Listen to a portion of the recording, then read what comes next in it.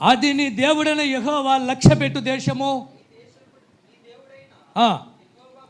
యెహోవా కన్నులు సంవత్సరాది మొదలుకొని సంవత్సరాంతం వరకు ఎల్లప్పుడూ దాని మీద ఉండును, సంఘం మీద ఉండును, మీ కుటుంబం మీద ఉండును, మీ వ్యాపారం మీద ఉండును, మీ ఉద్యోగం మీద ఉండును, మరి సేవకుల మీద ఉండును, మీ పిల్లల మీద ఆయన కనుదృష్టి ఉండాలని ఈ వాగ్దానం మనం 31 చదివాం.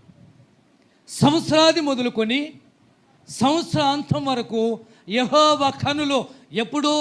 ఒక రోజా, ఒక వారమా, ఒక నెల, ఎల్లప్పుడూ దేని మీద? సంఘం మీద. దాని మీద అంటే దేశము, దాని మీద అంటే ప్రాంతము, దాని మీద అంటే గ్రామము, దాని మీద అంటే నీ కుటుంబము, అన్నీ వస్తాయి. ఈ సంవత్సరాది మొదలుకొని సంవత్సరాంతం ఉంది చూడు, మరలా ఇలాంటి ఆదివారం డిసెంబర్ నెల